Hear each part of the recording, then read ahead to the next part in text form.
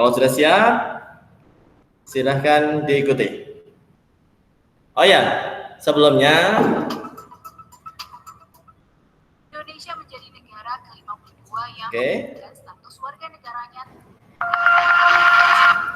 Oke, sebelumnya nanti jika ada hal yang perlu disampaikan, silahkan chat. Kemudian jika ada yang pengen menjawab, semua juga bisa menjawab.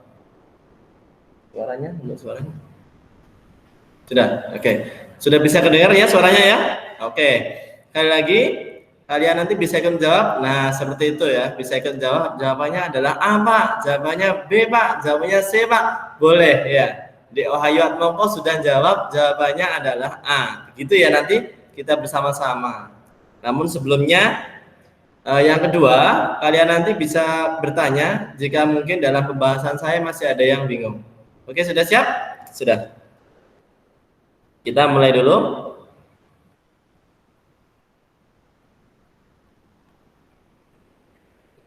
Oke. Perhatikan rantai makanan berikut. Jadi materi kita yang pertama adalah tentang rantai makanan. Ini ada rumput ya, kemudian belalang, kemudian titik-titik, kemudian ada ular, kemudian ada organisme yang Ditanyakan, makhluk hidup yang dapat berperan ya pada huruf C dan huruf D. Oh, kok D?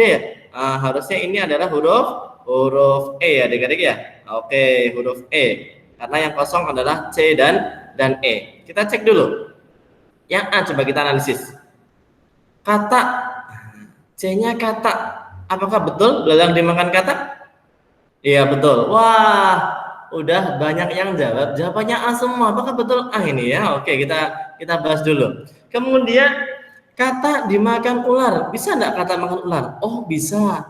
Kemudian ular kalau misalkan jawabannya elang ya, itu dimakan elang. Iya, itu juga betul. Nah, maka jawabannya adalah yang A. Tepat sekali. Ya. Perlu saya sampaikan ya adik-adik biar kalian paham betul materi ini, materi untuk rantai makanan. Rumput ini dia berperan sebagai apa? Iya, betul sekali. Rumput ini dia berperan sebagai produsen. Produsen ini biasanya adalah tumbuhan yang bisa melakukan fotosintesis, namanya produsen di sini. Oke, kemudian belalang ini kedudukannya sebagai konsumen tingkat 1. Nah, untuk konsumen tingkat 1, dia adalah hewan pemakan tanaman atau dikenal dengan istilah herbivora. Itu ya. Kemudian belalang tadi bisa dimakan apa? Oh, bisa dimakan katak, adik-adik. Bisa dimakan katak. Kalau begitu, katak di sini posisinya sebagai konsumen yang kedua. Bagus sekali. Kemudian ular. Nah, katak dimakan ular bisa? Bisa. Nah, di sini ular kedudukannya sebagai konsumen yang ketiga. Kemudian yang tadi, ular dimakan apa? Ular dimakan elang. Saya tulis di sini. Ular dimakan elang. Ya. Sehingga posisi elang ini duduknya sebagai konsumen 4 atau bisa dinamakan juga konsumen tingkat puncak. Oke, itu untuk pembahasannya nomor 1. Bagaimana bisa? Ya, jawabannya ternyata betul semua adik-adik ya. Ya. Oke, kita pending dulu ya. Ini ada sedikit problem, masih diperbaiki dulu.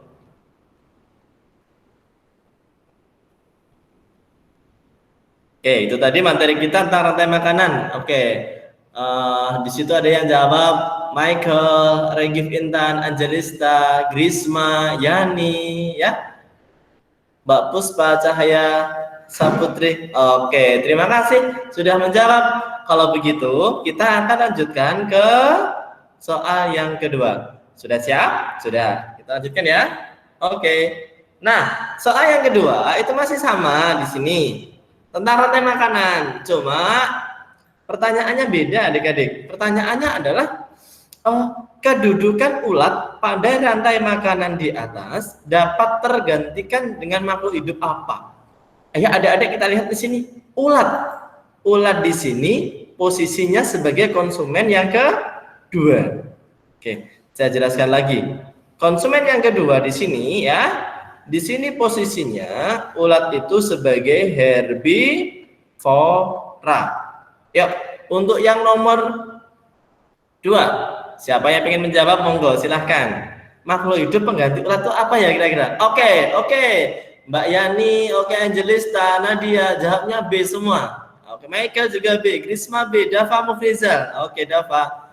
Jawab B juga. Apakah B? Kita analisis sama-sama yuk. Kedudukan ulat pada rantai makanan di atas dapat tergantikan dengan makhluk hidup apa? Oke, kita jawab coba. Kecoa. Betul atau salah? Salah. Tidak mungkin kecoa makan bayam, itu tidak mungkin. Nah, coba semut. Nah, semut apakah makan bayam? Tidak juga, Pak Budi. Capung apakah makan bayam? Tidak juga. Nah, maka yang bisa menggantikan posisi ulat di sini adalah ini, belalang. Oke, berarti jawabannya adalah yang B. Oke, alhamdulillah jawabannya betul semuanya. Terima kasih yang udah jawab ya. Mulai dari Mas Agif, Yani, Wahyu, Angel, Nadia, Michael, Grisma, Dava. Jawabannya tepat semua yang B. Sudah bisa? Sudah bisa. Kalau sudah bisa, Pak Budi mau tanya nih, untuk rantai makanan ada yang ditanyakan enggak nih? Enggak ada? Oke. Kalau enggak ada, kita lanjutkan berikutnya. Soal yang kedua, soal yang ketiga. Soal yang ketiga ini materinya tentang ciri khusus yang dimiliki tanaman. Kebetulan yang Pak Budi bahas di sini adalah tanaman kaktus. Tentunya semua sudah bisa. Semua sudah bisa nih. Tanaman kaktus, yaitu yang hidup di tempat yang kering. Coba silakan menjawab. Oke. B. Oke, Mbak Nadia, Mbak Regif, Michael, Yani, Angel, Grisma, ya, Regif, Wahyu Atmoko, semua jawab. Oke, bagus. Apakah jawabannya B sesuai harapan kalian, sesuai pemahaman kalian? Mari kita analisis dulu. Dari yang A ya, adik-adik ya. Oke, dari yang A dulu. Yang A, apakah kaktus memiliki batang yang berongga? Tentunya tidak. Batang yang berongga dimiliki oleh tanaman yang hidup di air, yaitu dikenal dengan nama atau istilah tanaman hidrofit. Oke, hidrofit ya adik-adik ya. Kemudian saya ke C dulu. Memiliki akar serabut. Apakah betul akarnya serabut? Tidak ya. Akar serabut ini juga dimiliki oleh tanaman hidrofit. Kemudian yang D, akarnya muncul di permukaan tanah. Betul enggak akar dari kaktus itu muncul di permukaan tanah? Tidak ya, adik-adik ya. Yang muncul di permukaan tanah biasanya adalah tanaman bakau. Untuk apa ini tanaman bakau? Untuk membantu pernafasan. Jadi yang betul di sini adalah yang B. Oke, tepuk tangan semuanya. Betul semuanya. Mas Farel Putra juga menjawab ya. Oke. Jadi jawabannya di sini adalah yang B. Pertanyaannya, kenapa sih kaktus itu memiliki batang yang berlapis lilin? Tujuannya untuk apa sebenarnya? Adik-adik perlu pahami dulu bahwa berlapis lilin ini tujuannya ada beberapa macam. Yang paling penting di sini adalah untuk mengurangi penguapan juga bisa. Jadi untuk mengurangi penguapan. Selain pada daun, pada batang juga bisa. Selain itu, batang dari kaktus itu juga bisa berfungsi untuk menyimpan cadangan air. Untuk menyimpan cadangan air. Itulah cara adaptasi dari kaktus di lingkungan yang kering. Dia memiliki daun yang kecil, yang sempit untuk mengurangi penguapan. Dia memiliki batang yang berlapis lilin untuk menyimpan cadangan air. Kemudian selain itu dia punya akar yang sangat panjang. Jadi kalau saya gambar seperti ini, dia ada mewakili semuanya. Ini ada daunnya. Ya adik-adik ya. daunnya itu sempit atau kecil. Kemudian di sini ada batangnya. Batangnya bagaimana? Batangnya itu memiliki lapisan lilin. Kemudian di sini ada akar. Akarnya tidak serabut adik-adik. Akarnya itu panjang sekali. Kenapa panjang? Panjang ini tujuannya adalah untuk mencari air, karena di sana itu airnya itu sangat dalam sehingga akarnya harus panjang. Kalau akarnya serabut gimana? Ya tidak bisa gitu. Itu adalah pembahasan yang nomor 3. Marilah kita lanjutkan pembahasan yang nomor berikutnya. Oke, selamat datang untuk Mbak Winda. Selamat datang untuk Winda bergabung di sini ya. Oke, kita munculkan soal nomor 4. Semua dilihat nomor 4. Nomor 4 masih berkaitan dengan cara melindungi diri atau adaptasi sebenarnya, tapi ini fokus terhadap musuhnya. Jadi pasangan yang tepat antara jenis hewan dan cara melindungi dirinya yang bagaimana? Oke, sudah ada yang jawab. Monggo, silahkan dijawab dulu sebelum Pak Budi bahas. Mas Wahyu Atmoko, Nadia Kusuma, oke. Jawabnya C. Regif, Winda juga C, Farel C, Grisma, Michael juga C. Yang lain, ABCDFG juga C. Ini yang belum muncul ini adalah Dava. Oke, Dava juga C. Oke, bagus. Apakah C jawabannya? Adik-adikku semua? Nah, kita coba analisis ya. Kita analisis yuk. Kita tulis di sini. Cumi-cumi mengeluarkan cairan berbisa. Benar apa salah? Salah, ya. Kenapa salah adik-adik? Kalau cumi-cumi mengeluarkan, iya betul, mengeluarkan cairan seperti tinta adik-adik untuk mengelabui musuhnya. Sehingga yang salah. Oke, Mbak Angel, Mbak Yani sudah jawab. Terima kasih, jawabannya C juga. Kita analisis nomor 2 adik-adik. Nomor 2, terenggiling menggulungkan tubuhnya. Terenggiling menggulungkan tubuhnya. Betul atau salah ini? Iya, tepat sekali. Terenggiling menggulungkan tubuhnya ya. Menggulungkan tubuhnya berbentuk bola. Jadi, kalau dia misalkan ada musuh yang mendekat, dia menggulung tubuhnya seperti bola. Sehingga lawannya tidak bisa makan lagi gitu ya. Oke, Mas Edi. Adik Edi itu ya? Adik Edi Sunyoto. Oke, juga jawab sih. Oh, bapaknya ya, mohon maaf Pak Edi ya. Oke, kita lanjutkan ya. Walang sangit mengeluarkan bau yang menyengat. Betul? Iya, betul sekali. Biasanya kalau pengen tahu, kalian ada di sawah-sawah itu banyak sekali ya walang sangit. Dia memiliki bau yang menyengat. Itu adalah cara walang sangit untuk melindungi diri dari musuhnya. Walau tidak hanya musuhnya, manusia pun kalau ada walang sangit mesti tidak, baunya tidak enak ini, sehingga tidak jadi untuk membunuhnya. Paling digusah gitu aja. Ya, paham ya? Oke, lanjut. Landa memiliki bulu tajam seperti duri. Ya betul? Iya, betul juga ya. Landa itu memiliki bulu yang seperti duri. Kemarin ada cerita si landa ini dimakan oleh ular. Apa yang terjadi? Ternyata ularnya yang sudah makan itu juga mati karena ususnya robek semua. Ya, ususnya, tubuhnya itu robek karena tertancap di duri-duri landa itu. Oke, bisa ya? Bisa. Bentar, ini Mas Dava kok jawab D ya? C apa D Mas Dava yang betul ya? Tadi jawabnya itu C, sekarang D. Oke, selamat datang Mbak Mai. Ya. Oke, lanjut ya. Yang D ya. Coba apakah jawabannya D juga betul, kita analisis. Sigung mengeluarkan gas yang berbisa. Apakah gasnya berbisa adik-adik? Ayo, berbisa apa tidak? Ternyata gasnya itu memiliki bau. Ya, berbau. Tidak berbau, tidak sedap. Jadi jawabannya itu adalah yang ini. 2, 3, sama 4. Yang 5 juga salah. Oke, paham ya? Jadi sigung ini mengeluarkan gas yang berbau tidak sedap. Sehingga pembahasannya adalah yang kelima itu salah. Yang betul adalah 2, 3, dan 4. Jawabannya adalah yang C. Oke, alhamdulillah. Ya, jawabannya sudah betul semua. Terima kasih. Itu tadi tentang materi tentang cara melindungi diri terhadap musuhnya.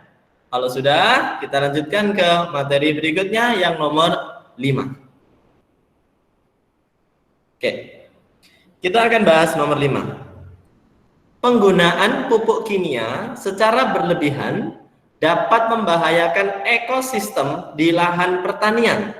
Dampak yang diakibatkan kegiatan tersebut adalah, coba adik-adik jawab. Oke, Mbak Nadia C. Yang lain monggo.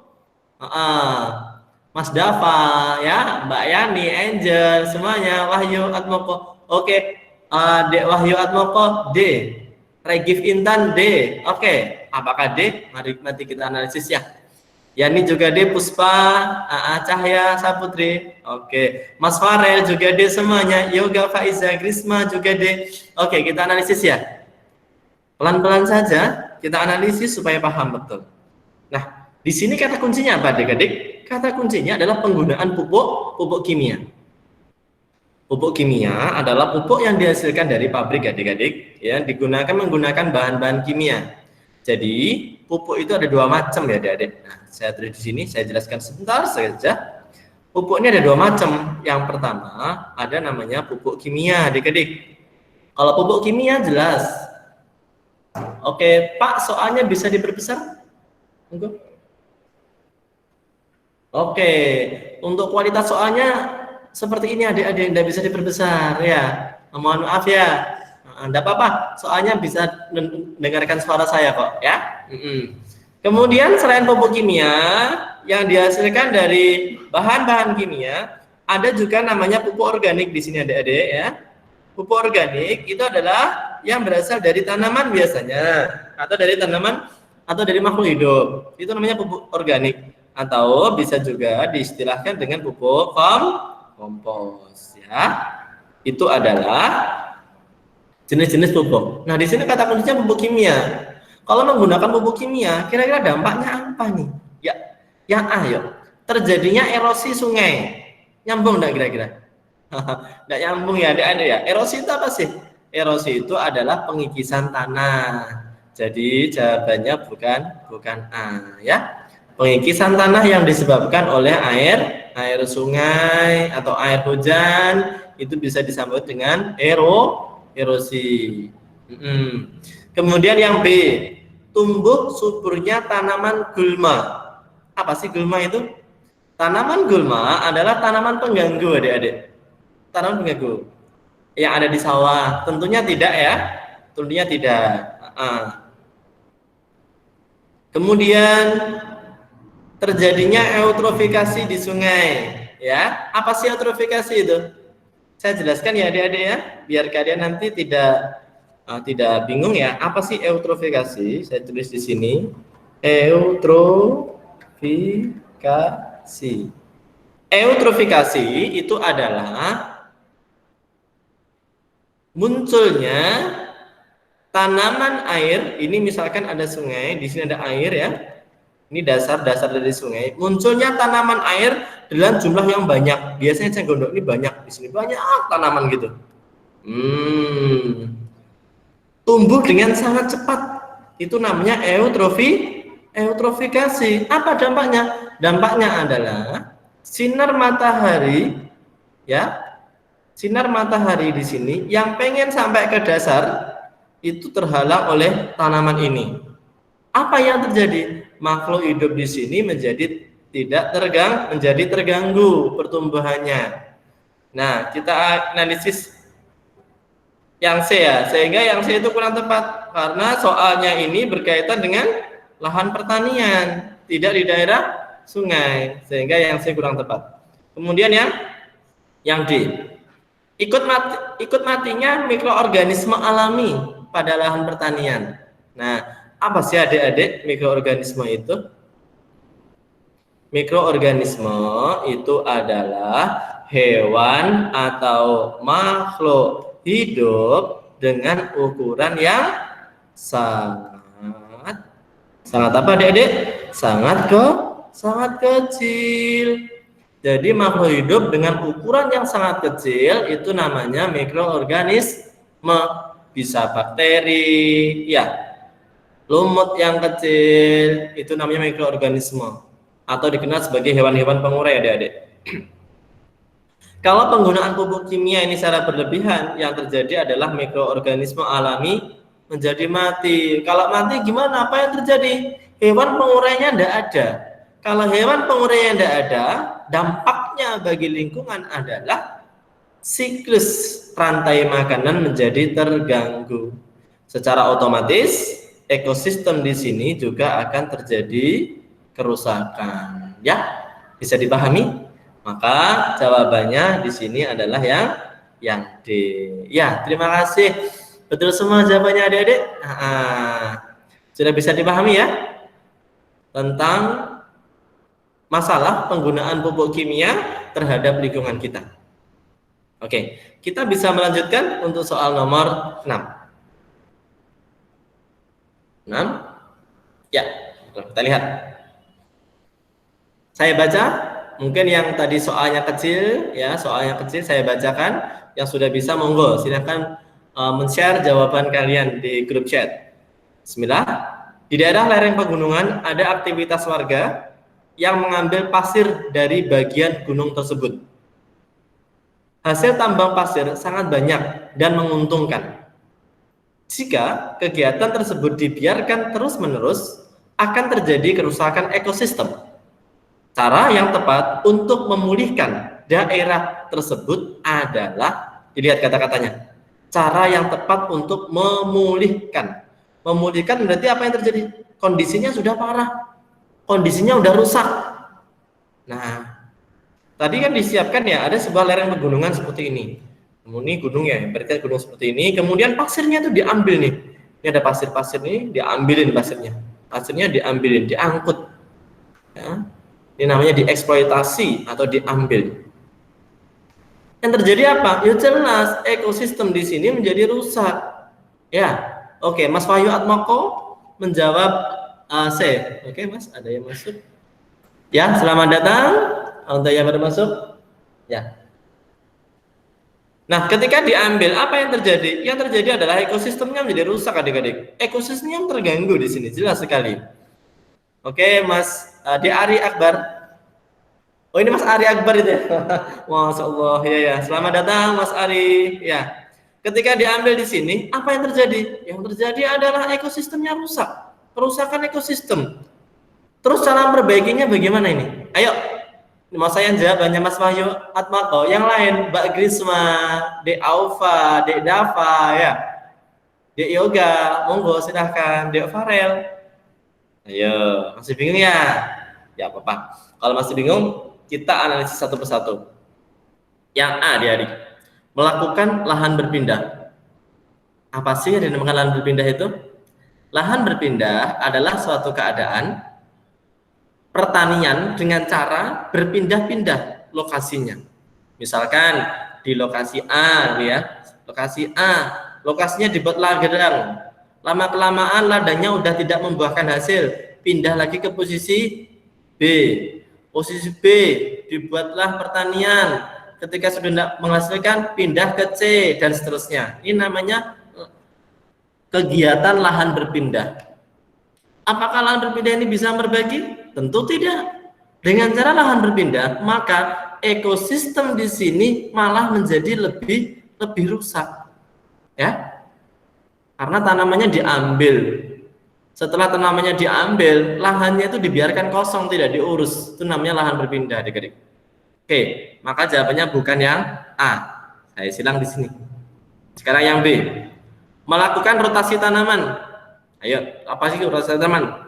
Rotasi tanaman adalah suatu kegiatan yang mengganti-ganti tanaman. Misal, ini adalah musim kemarau. Kemarau biasanya menanam jagung. Kemudian musim penghujan. Musim penghujan nanam apa biasanya? Nanam padi. Nah, itu namanya mengganti-ganti tanaman. Oke, ada yang udah jawab? Mbak Winda? Oke. Mbak Regif, Intan, Grisma. Oke, Angel juga. Oh, jawabnya sih semua ya. Coba sambil jawab, kalian ikuti ini.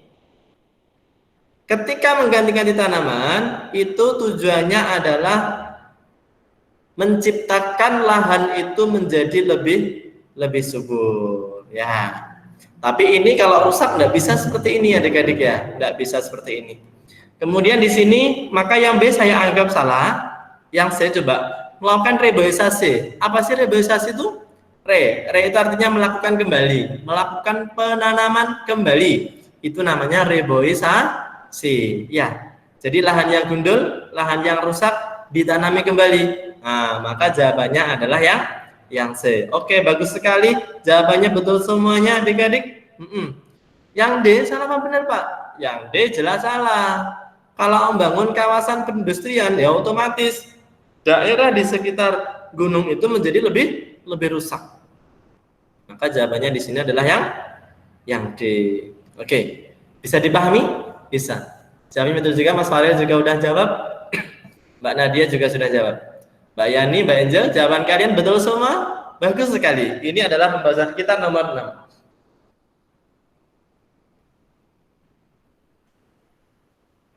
Oke, sudah? Nah, kalau sudah siap, kita lanjutkan ke pembahasan yang nomor 7. Adik-adik, nomor 7 ini adalah materi kita yang berkaitan dengan tulang maupun otot. Di sini berperan penting dalam organ gerak, ya, untuk gerakan pada manusia. Oke, kita bahas nomor 7. Sebelumnya, silakan bisa dibaca-baca dulu untuk yang nomor 7 ya.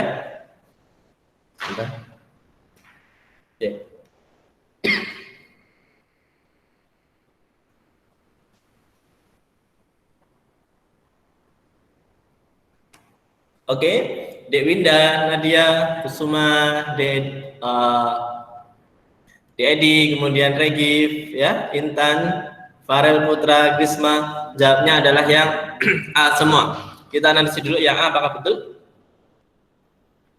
Sistem anggota gerak yang terlihat dalam gambar tersebut adalah, oke, Mas Wahyu jawab B ya, beda sendiri.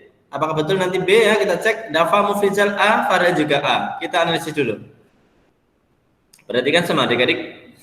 Posisi X di sini, posisinya adalah dia berperan sebagai tulang adik-adik. Nah, jadi yang X ini posisinya dia sebagai tulang. Kemudian Y ini posisinya sebagai otot. Otot itu nama lainnya adalah daging, bisa disebut otot, bisa disebut daging. Nah, kita akan mencoba membahas dari yang A dulu. Yang A. X merupakan alat gerak pasif dan Y merupakan alat gerak aktif. Apakah betul? Kita analisis dulu. Tulang di sini merupakan alat gerak adik-adik. Merupakan alat gerak. Alat geraknya aktif atau pasif, Bapak? Alat geraknya adalah alat gerak pasif. Sedangkan otot merupakan alat gerak yang aktif. Apa bedanya aktif sama pasif? Kalau dia alat gerak aktif, itu yang berfungsi menggerakkan. Jadi yang ada energinya itu ini ya, dia yang berfungsi untuk menggerakkan. Dia aktif karena yang menggerakkan adik-adik. Kemudian tulang di sini itu bersifat pasif. Kenapa pasif? Dia digerakkan. Bayangkan kalian hanya punya tulang, tidak punya otot, bisa enggak? Enggak bisa, ya. Jadi semuanya itu harus ada. Jadi tulang ini berfungsinya untuk digerakkan aja. Yang menggerakkan siapa? Yang menggerakkan adalah otot atau daging. Karena yang punya energi di sini adalah otot atau daging. Sedangkan tulang itu tidak punya energi sama sekali. Bisa dipahami ya, adik-adik ya. Jadi yang posisi X di sini dia berfungsi sebagai alat gerak pasif. Sedangkan yang X, yang Y itu adalah alat gerak aktif karena yang menggerakkan. Ya, betul sekali. Jawabannya adalah yang A. Oke, yang lainnya tidak perlu Pak Budi bahas karena yang lainnya ini berarti salah. Coba kita lihat sama-sama. X merupakan alat gerak aktif. Salah, ya. Kemudian X dan Y merupakan alat gerak aktif semua? Tidak mungkin. X dan Y merupakan alat gerak pasif semua? Tidak mungkin. Maka jawabannya adalah yang A. Oke. Terima kasih. Sudah pinter semua, sudah bisa jawab semua, jawabannya betul semua, yaitu yang A. Sebelumnya ada pertanyaan untuk nomor 7? Tidak ada ya? Oke. Kalau tidak ada, kita akan lanjutkan. Nomor 8. Nah, nomor 8 ini materi kita berkaitan dengan daur hidup makhluk hidup. Ya, makhluk hidup itu ada yang mengalami siklus hidup atau daur hidup. Ada juga yang tidak mengalami daur hidup juga. Ya. Oke, udah ada yang jawab, Wahyu, Nadia, adik Wahyu dan Nadia, jawab BB semua. Kemudian Winda, juga B Wahyu Atmoko, Regif, Yani, Farel, Grisma. Oke, jawabnya apa yang B semua? Kita analisis dulu ya adik-adik ya. Adik-adik, mari kita bahas dulu adik-adik. Di sini jalur daur hidup yang sesuai dengan diagram seperti ini adalah, yuk sama-sama kita analisis. Makhluk hidup tentunya diawali dari fase telur di sini. Telur, ya, telur kemudian jadi larva, kemudian pupa, kemudian hewan dewasa. Nah, kalau dia mengalami fase seperti ini, fasenya modelnya kayak gini nih, dia ada larva, ada pupa, ada hewan dewasa, itu dinamakan metamorfosis sempurna. Jadi saya tulis di sini adik-adik ya, ada metamorfosis sempurna. Nah, kalau sempurna bagaimana adik-adik? Sempurna itu fasenya adalah yang pertama ini ada telur, kemudian larva, kemudian pupa, kemudian imago atau serangga dewasa. Jadi inilah fase-fase dari metamorfosis sempurna. Ada telur, ada larva, ada pupa, dan ada imago. Oke, Mas Dava, Mas Yoga, Mas Edi juga jawab semuanya adalah yang B semua. Nah, selain metamorfosis sempurna, ada juga metamorfosis tidak sempurna. Saya tulis di sini ya. Ada metamorfosis yang tidak sempurna, ya, yang tidak sempurna. Kalau tidak sempurna, apa ciri-cirinya? Ciri-cirinya di sini ada telur, kemudian ada nimfa, ada telur, ada nimfa, dan ada imago. Ya, Dek? Itulah perbedaan antara daur hidup metamorfosis sempurna dan metamorfosis tidak sempurna. Kalau metamorfosis sempurna itu ada telur, ada larva, ada pupa, dan ada imago. Sedangkan kalau metamorfosis tidak sempurna, maka di sini ada telur, ada nimfa, dan ada imago. Nah, perlu kalian pahami adik-adik, pupa ini kalau di bagian kupu-kupu bisa disebut sebagai kepompong. Ya, kalau ada kupu-kupu ya.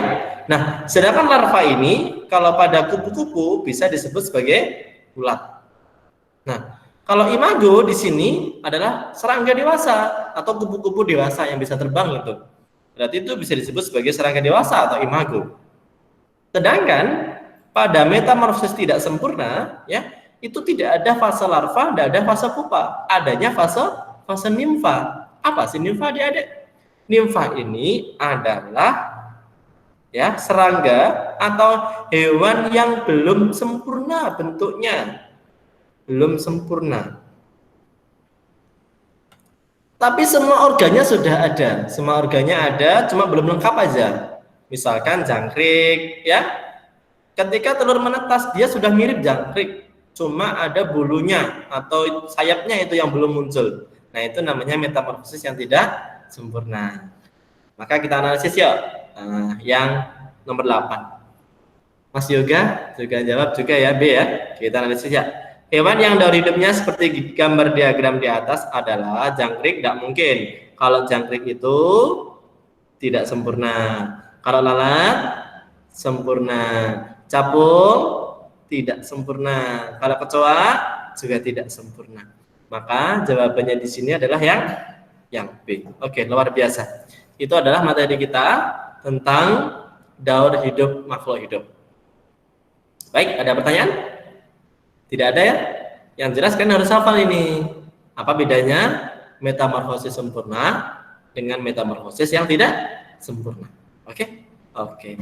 Kalau sudah bisa, kita lanjutkan ke berikutnya, nomor 9. Oke. Nah, nomor 9 kita lihat di sini ada kerik. Walang sangit merupakan jenis serangga yang menjadi hama bagi tanaman padi. Jenis serangga ini menyerang saat butiran padi masih muda, sehingga sangat merugikan petani. Tahapan daur hidup hewan tersebut yang merugikan. Yang merugikan saat fase apa? Coba monggo. Oke, silahkan dijawab dulu sebelum Mbak Budian jawab untuk nomor 9. Dek Winda, Dek Grisma, Dek Farel, Dek Dava, Dek Yoga, ya, Mas Edi, Dek Yani, silahkan menjawab dulu untuk nomor 9. Fase apa nih? Kira-kira ya yang merugikan bagi petani pada fase apa? Ya, kita akan coba analisis. Belum ada yang bisa? Tidak apa-apa, tidak apa-apa. Analisis ya dari yang A dulu. Yang A fase telur. Tidak mungkin. Fase telur tidak mungkin. Oke, Mas Wahyu Atmakon jawab D. Oke. Mbak Winda juga D, Farel juga D. Oke, bagus. Yang lain silakan monggo. Regif juga D. Angel, Yani, Nadia, Grisma juga D semua. Ya. Fase larva. Fase larva, hewan muda apakah bisa menghisap? Ternyata tidak bisa, adik-adik. Fase pupa tidak melalui fase pupa. Jadi walang sangit tidak melalui fase pupa juga salah. Imago. Inilah jawabannya yang paling tepat. Oke, betul semua. Jadi fase imago. Oke, yang udah jawab Mbak Yani, Mbak Angel, Nadia, Grisma, Farel, Edi. Ya. Ketika serangga itu, mohon maaf, ketika walang sangit ini sudah dewasa ya, dia ini menghisap sari-sari yang ada pada butir-butir padi yang masih muda untuk dimakan. Dampak bagi petani adalah isi dari padi itu biasanya tidak ada, kopong bahasa Jawanya. Itu yang menyebabkan gagal panen yang banyak, bisa disebabkan oleh walang sangit ini. Maka biasanya petani ini menggunakan pestisida ketika banyaknya walang sangit di sawah mereka. Ya, maka jawabannya di sini adalah yang D, fase imago. Imago itu kalau kalian masih bingung, bisa diistilah dari serangga dewasa atau serangga yang sudah sempurna bentuknya. Oke, itu pembahasan nomor 9. Baik, sudah bisa? Sudah. Kalau sudah bisa, kita lanjutkan ke nomor 10. Monggo, silahkan dijawab dulu. Nomor 10. Di situ ada gambar apa, adik-adik? Iya, betul sekali. Ini adalah gambar tengkorak. Ya, ini adalah tulang tengkorak. Tulang kepala. Nah, tulang tengkorak. Bagian rangka yang ditunjukkan oleh gambar dapat berfungsi untuk. Jadi tulang itu fungsinya banyak sekali. Fungsinya banyak sekali. Ya, ada yang membentuk tubuh. Oke, Mbak Grisna jawab D. Yang lain, oke. ABC, FGH juga D. Yang lain juga, apakah D jawabannya? Kita analisis. Selain berfungsi sebagai alat anggota gerak, tulang itu juga berfungsi sebagai bentuk tubuh. Nah, jadi tubuh kita kalau tidak ada tulangnya, berarti tidak bisa membentuk tubuh kita. Ya, begitu pembahasannya. Kemudian tulang ini juga melindungi organ-organ yang ada di dalamnya, seperti itu. Ya, adik-adik ya. Oke, Mbak Lila juga jawab D. Terima kasih. Dava juga D. Dava, Dewinda juga D. Ya, Yani juga D. Ya. Apakah D jawabannya? Kita analisis dari yang atas dulu, yang A ya, D ya. Sebagai alat gerak aktif. Betul atau salah? Salah, Pak. Iya. Karena alat gerak aktif tadi contohnya apa? Otot. Maka yang A salah.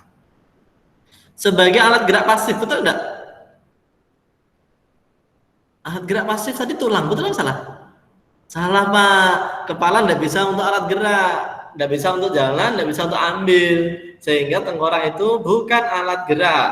Yang C, melindungi jantung, hati, dan paru-paru. Betul atau salah? Ya, kurang tepat ya. Jadi untuk melindungi jantung, hati, dan paru-paru itu juga fungsi tulang, adik-adik. Juga fungsi tulang, cuma bukan tulang tengkorak. Di sini ada tulang yang berada di daerah dada. Ya, ada tulang rusuk melindungi organ jantung, hati, dan paru-paru. Nah, yang D, melindungi otak, mata, dan telinga bagian dalam. Inilah yang paling tepat. Ini adalah fungsi dari tulang tengkorak kita, melindungi otak kita, mata kita, dan telinga bagian dalam. Maka sebagai manusia kita harus bersyukur Allah memberikan kita tulang yang kuat di kepala kita. Dengan cara apa mensyukurinya? Dengan cara kalau kalian naik motor misalkan sama orang tua, kalian jangan lupa pakai helm ya. Pakai helm, helmnya jangan yang helm yang kecil, helmnya yang baik, yang bahannya itu bagus sehingga untuk melindungi kepala kita. Benturan-benturan itu bisa berbahaya bagi otak kita. Sehingga lindungilah tulang tengkorak kepala kalian dengan helm seperti ini ya. Sudah? Bisa dipahami? Bisa. Terima kasih. Kalau sudah bisa, kita lanjutkan ke soal berikutnya, nomor 11. Nomor 11 juga masih berkaitan dengan tulang. Tapi di sini kita pelajari tentang sendi adik-adik. Ya, sendi. Sendi sendiri macamnya ada banyak. Nah, mungkin ada yang sudah bisa semuanya ya. Yang pertama ada sendi peluru ya. Geraknya segala arah adik-adik. Ada sendi engsel ya, geraknya dua arah. Ada sendi pelana. Oke, udah jawab. Wah, banyak sekali. Mana dia, Mbak Regif, Angel, Nadif? Iya, yang jawab C semua ya.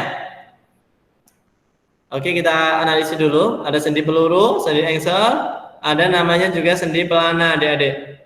Kemudian ada sendi putar. Ya, ada sendi putar. Kemudian ada jenis sendi lagi, namanya sendi geser. Nah, kalau di sini ya, tadi semuanya banyak yang menjawab C, adik-adik ya. Semuanya hampir semuanya jawabnya C. Oke, apakah betul jawabannya C? Kita analisis ya. Sendi yang ditunjukkan oleh anak panah adalah sendi, ya, jawabannya C betul. Sendi engsel. Nah, kok tidak peluru, Pak Budi? Tidak. Karena pada sendi yang ada di lutut ini, dia hanya geraknya satu arah saja. Kalau sendi gerakannya satu arah saja, berarti namanya sendi engsel. Contohnya sendi yang ada di lutut, sendi yang ada di siku. Kalau peluru, ya, gerakannya ke segala arah, adik-adik. Gerakannya segala arah, gerakan segala arah. Seperti di lengan bahu, ya, itu juga ke segala arah. Kemudian pelana. Kalau pelana berapa arah adik-adik? Kalau pelana itu dua arah. Ya, dua arah. Antara ibu jari dengan telapak tangan. Itu dua arah. Di sini ada sendi putar. Berarti untuk gerakan yang berputar. Contohnya di mana adik-adik? Contohnya adalah tulang leher bagian atas dengan tulang tengkorak. Tulang tengkorak kepala. Itu juga berputar dia gerakannya. Kemudian kalau sendi geser, dia gerakan yang bergeser adik-adik. Gerakan yang bergeser. Contohnya pada ruas-ruas tulang belakang. Jadi kalau misalkan gambarnya itu ruas-ruas tulang belakang, maka sendi yang ada di situ adalah sendi geser. Oke, bisa dipahami adik-adik? Sudah bisa. Itu adalah materi kita nomor 11 tentang sendi. Jawabannya yang C. Luar biasa. Kalau sudah, kita lanjutkan untuk yang nomor 12.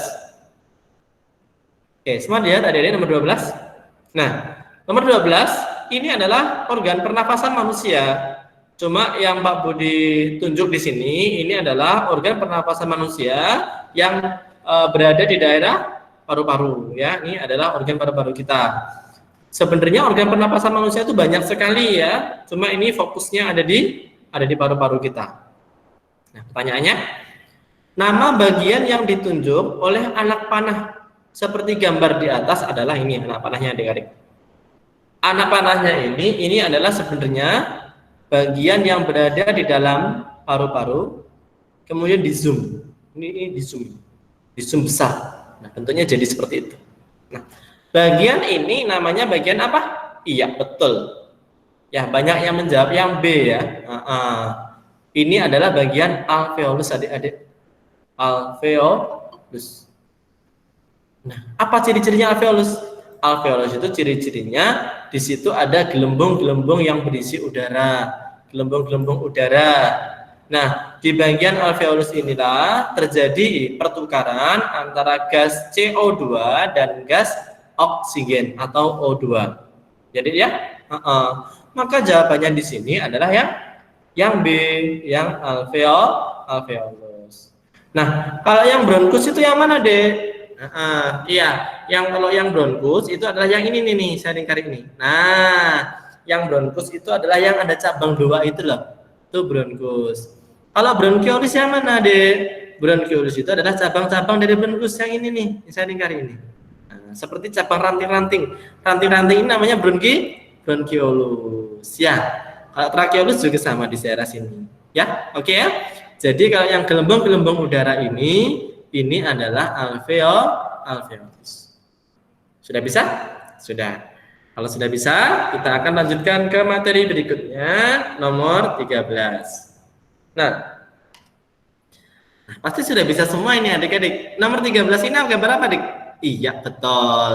Nomor 13 ini adalah organ tubuh kita yang berperan sebagai organ pencernaan.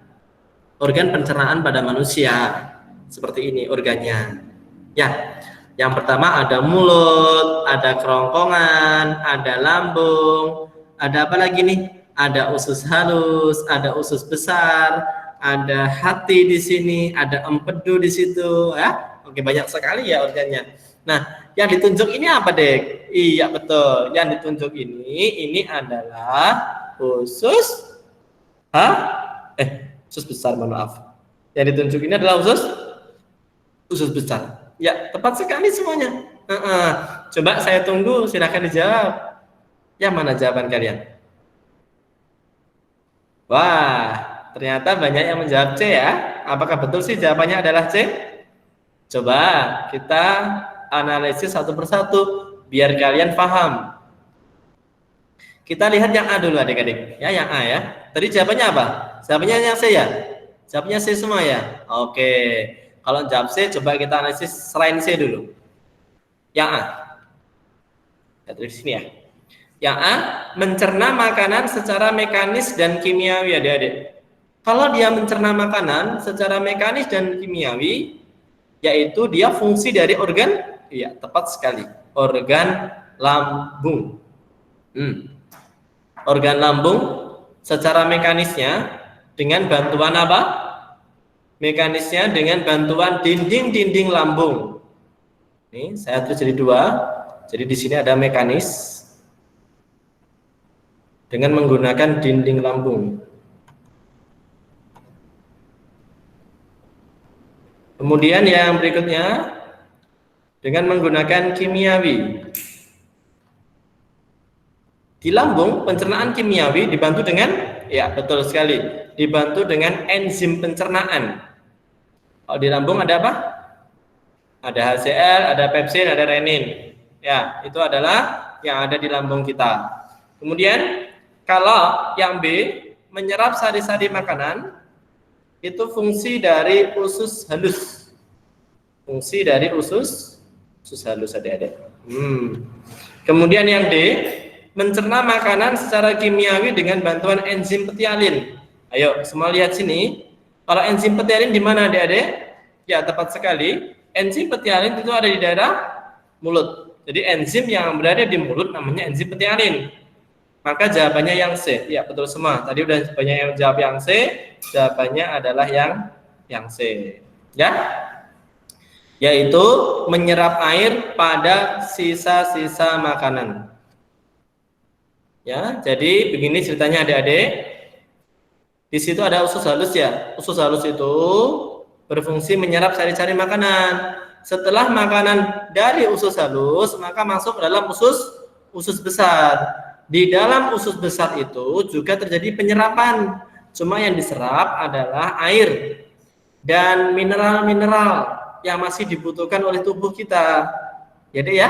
Nah, selain itu di bagian usus halus, usus besar, itu juga terjadi pembusukan sisa-sisa makanan. Setelah dibusukkan dan tidak ada zat-zat lagi, barulah dikeluarkan melalui anus atau organ keluaran pada manusia. Ya, itu tadi pembahasan kita tentang organ pencernaan pada manusia. Sudah bisa ya? Oke, kalau sudah bisa, kita akan melanjutkan ke soal berikutnya nomor 14. Nah, untuk nomor 14 di sini adalah organ peredaran darah manusia. Organ peredaran darah manusia. Coba silakan dijawab. Bagi yang ingin jawab nomor 14 monggo silakan. Sambil saya jelaskan di sini ya. Sudah? Oke. Ya, silakan di-save dulu jawabannya, silakan di. Oke. Ada yang belum jelas jawab angkanya ini ya? Coba saya jelaskan ya. Ini angka 1, di sini 2, ini 3, ini 4, adik-adik ya. Oke. Ini 5 di sini. Ini 7, ini 8, ini 9, ini 10, ini yang 6. 6 itu adalah anggota seluruh tubuh. Sudah ya? Oke. Pak Budi akan jelaskan satu persatu adik-adik biar paham betul fungsi dari bagian-bagiannya. Ini adalah peredaran darah pada manusia. Peredaran darah. Peredaran darah pada manusia itu dibedakan menjadi 2. Yang pertama, ada namanya peredaran darah kecil.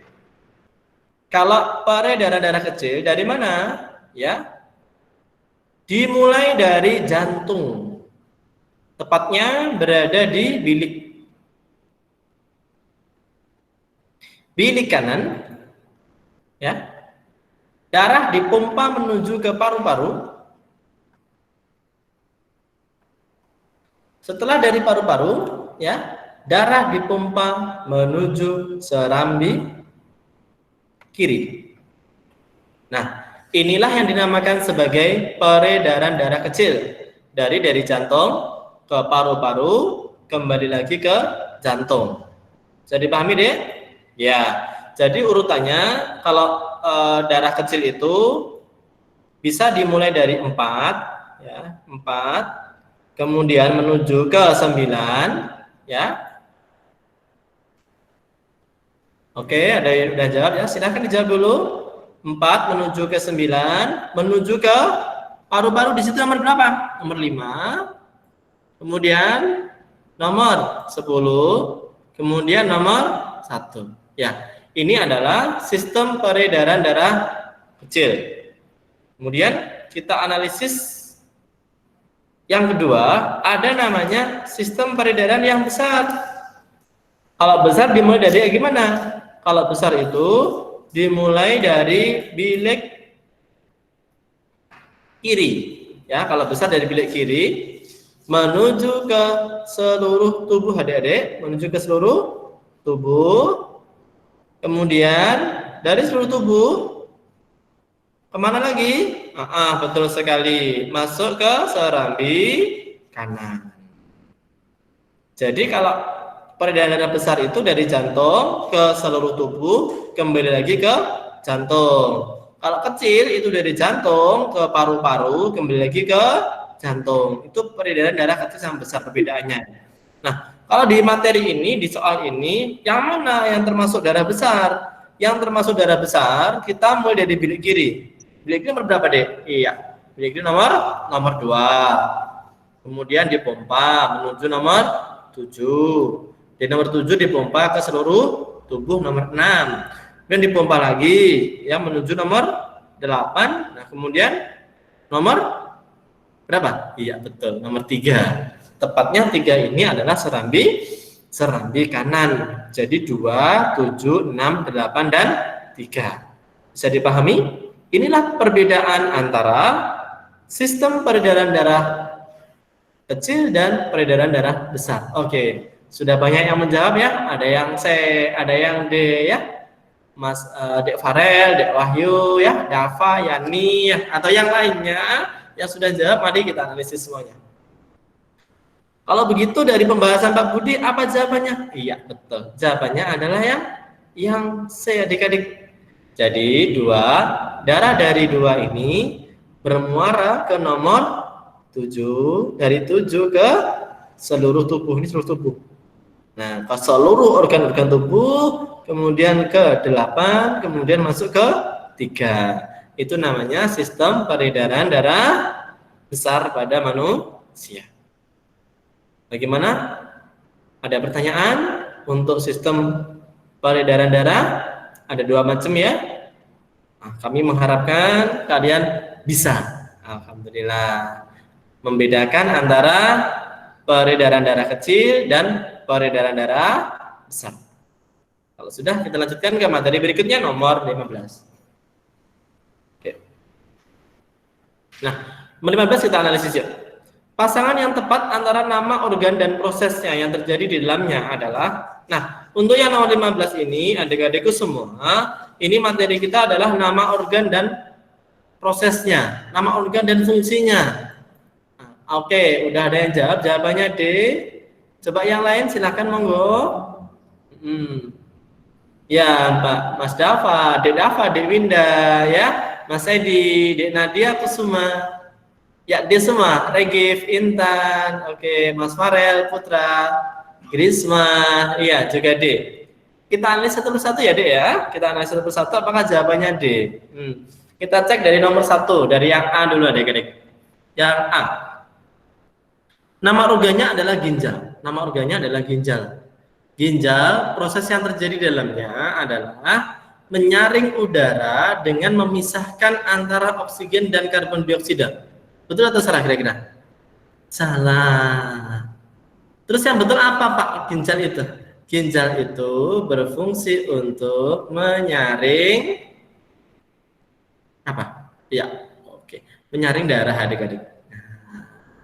Ginjal itu berfungsi untuk menyaring darah. Kayak gitu. Jadi bukan udara. Kalau menyaring udara apa? Paru-paru, pintar.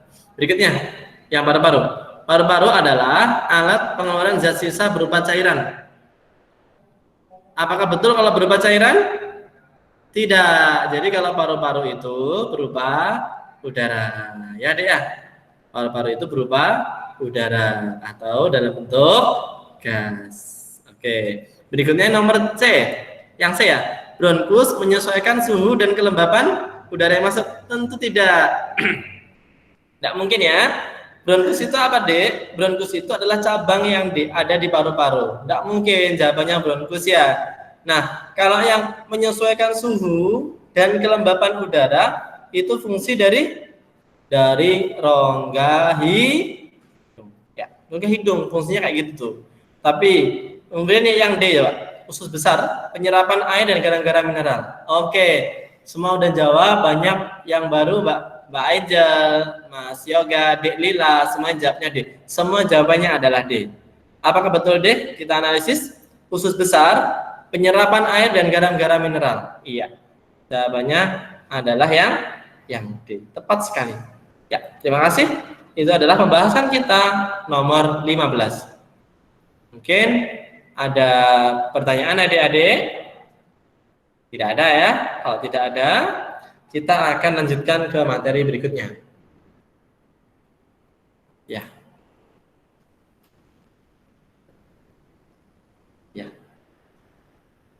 Oke.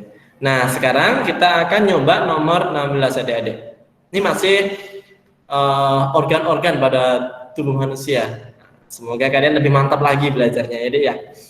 Saya baca bagi yang mungkin tulisannya tidak jelas atau kecil ya. Di dalam mulut terjadi pencernaan secara kimiawi, yaitu dalam memecah karbohidrat menjadi glukosa. Karbohidrat jadi glukosa.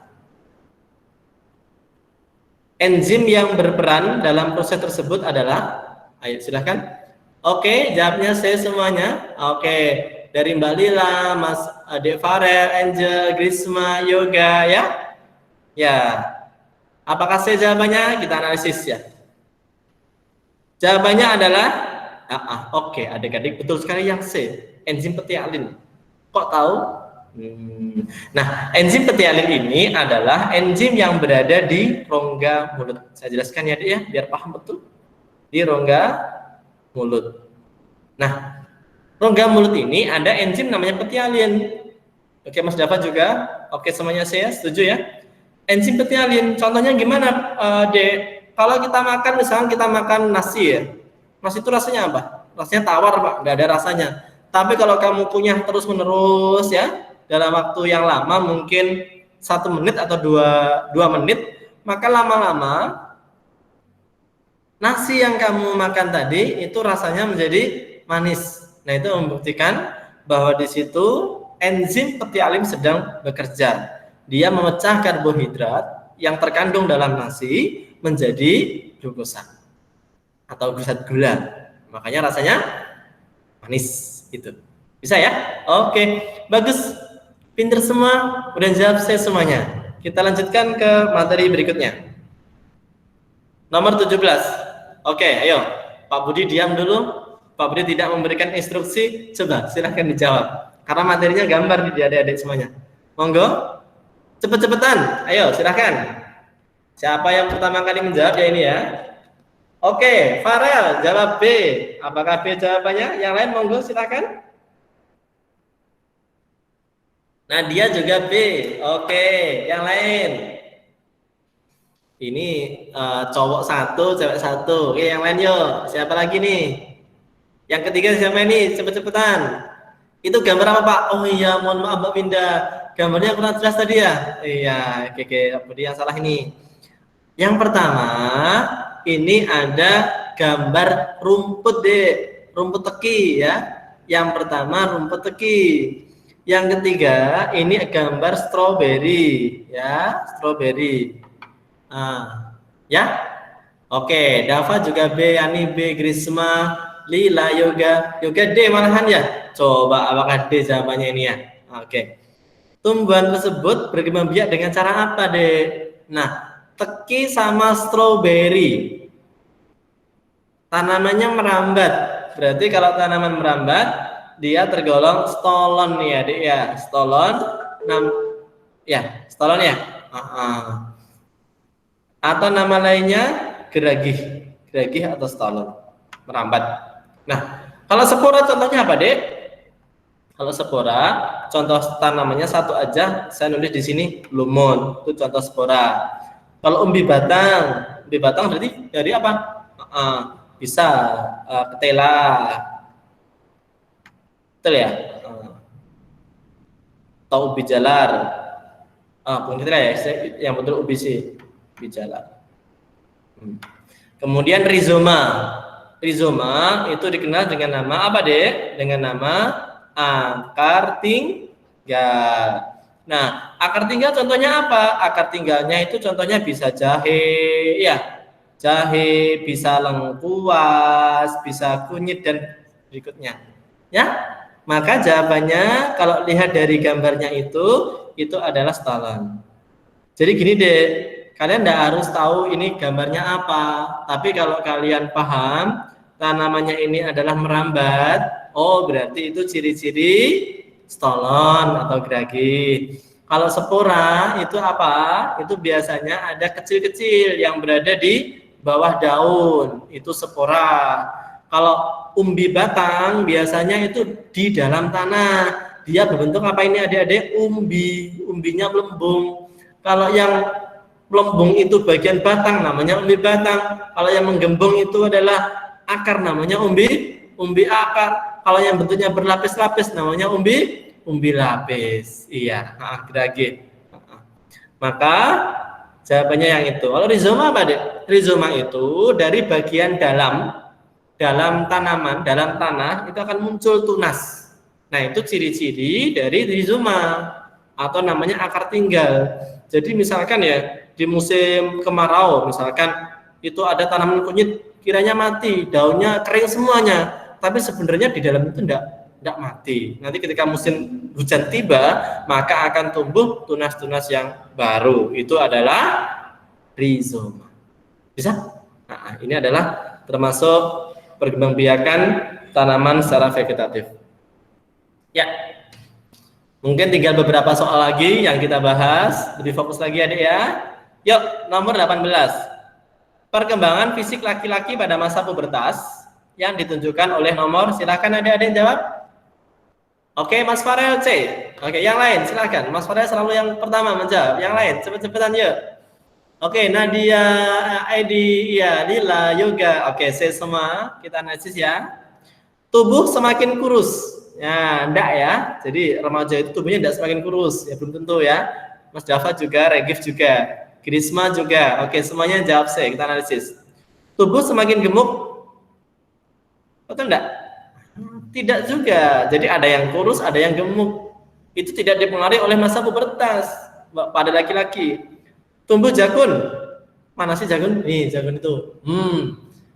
Kalau cewek enggak punya. Kalau yang cowok yang sudah masa pubertas punya, ya. Jakun itu bagian dari leher yang timbul seperti tulang, ya. Itu namanya jakun. Dada terlihat bidang. Nah, oke, betul ya. Dada bidang itu juga pada laki-laki. Maka jawabannya adalah 3 dan 4 yang C. Oke, alhamdulillah jawabannya semua betul semua, Mbak Yani, Mbak Winda, Wahyu, ya. Yang baru juga sama. Jawabannya adalah yang C. Maka jawabannya yang C. Ya, masa pubertas itu dikenal juga dengan istilah masa remaja, adik-adik, masa peralihan. Atau masa-masa organ-organ reproduksi itu sudah tumbuh dengan baik. Itu namanya masa pubertas. Baik dialami oleh laki-laki maupun perempuan dengan ciri-ciri yang berbeda-beda. Nah, itu adalah masa-masa pubertas. Ciri-cirinya ada 2 macam. Ada ciri-ciri fisik dan ada ciri-ciri non-fisik kayak gitu. Ya, bisa. Itu adalah masa-masa pubertas. Oke? Nah, nomor 19. Berikut ini cara yang paling tepat untuk menjaga kesehatan organ penglihatan. Oke, organ penglihatan kita berupa mata. Nah, yang pertama apa? Coba silahkan, yuk. Yang paling pertama, ya, Farel, Nadia. Oke, Mas Farel cepat sekali ya, pakai wifi mungkin ya, cepat ya, sinyalnya penuh terus ini ya. Jawabnya D semua, kita analisis ya. Mbak Yani, Grisma, Anjel juga D.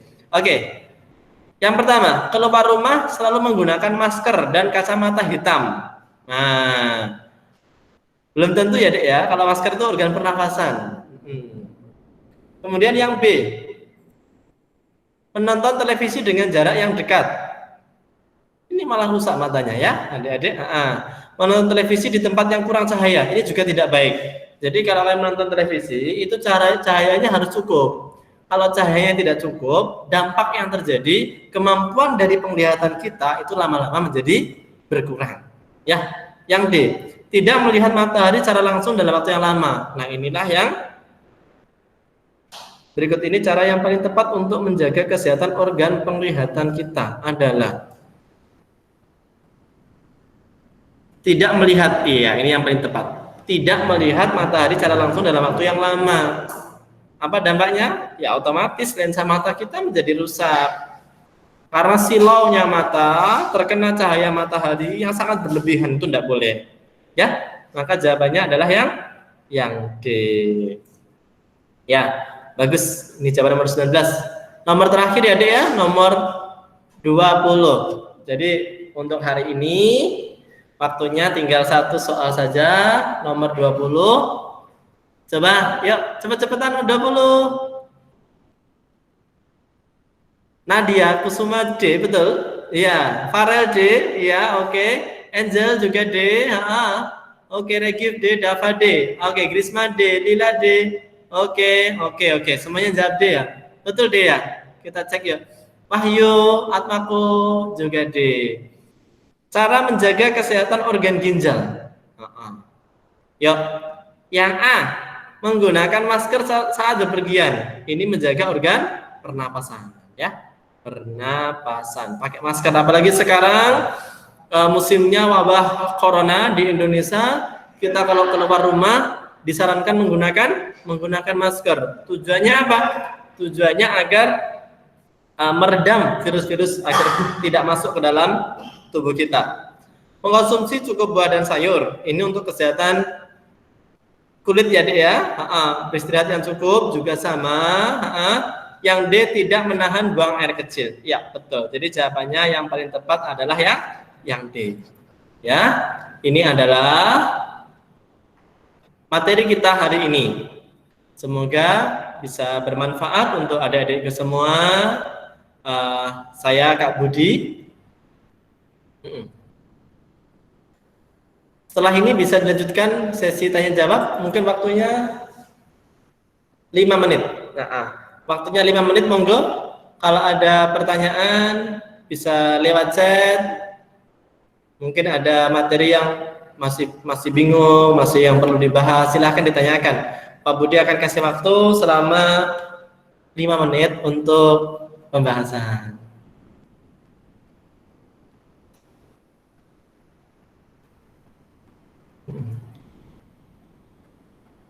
Oke, setelah 5 menit, nanti kalau misalkan adik-adik tidak ada yang bertanya, akan saya tutup. Oke, Mas Wahyu, Adik Wahyu, terima kasih sama-sama. Mbak Winda tidak ada Pak. Oke, yang lain monggo silakan. Dek Lila, Dek Dava, ayo mungkin ada pertanyaan. Dek Yoga, sudah jelas semua? Ya, nanti kalau misalkan ketemu, oke. Dava, awan, itu apa bacanya Dek? Awan orb itu, ono gitu ya? Awan orb, wah ini Dava ini ya. Dava ini pertanyaannya tingkat tinggi biasanya. Oke. Ini tidak saya bahas di sini deh. Ya, kalau saya bahas di sini nanti malah bingung semua. Apa itu namanya bintang neutron ya kan? Pertanyaan mulai aneh-aneh ini. Ya, oke. Tidak saya jawab. Ayo, yang berkaitan dengan materi dulu deh, materi SD. Ini yang ditanyakan Mas Dava. Ini materinya adalah ini deh. Nanti kalau di apa ya, di SMA itu ada namanya ini, mempelajari tentang antariksa. Itu yang ditanyakan Mas Dava. Jadi materinya ini adalah materi tentang SMA ya. Nah, saya paham ini Mas Dava ini ya.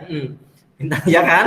Bintang hasil supernova dan sebagainya. Nanti kalau udah SMA dijelaskan sama guru SMA-nya. Kasihan ya. Oh ya, kasihan teman-temannya nanti malah enggak paham semua ya. Oke ya? Oke, nanti aja. Oke, ya baiklah. Karena tidak ada pertanyaan untuk kesempatan ini, saya tutup untuk Mas Dava. Nanti ketika kita ketemu SMA, kita bahas materi itu ya Dek ya. Materi bintang, materi tata surya, antariksa lebih jauh lagi. Apabila ada kekurangannya, mohon maaf. Kita akhiri. Wassalamualaikum warahmatullahi wabarakatuh.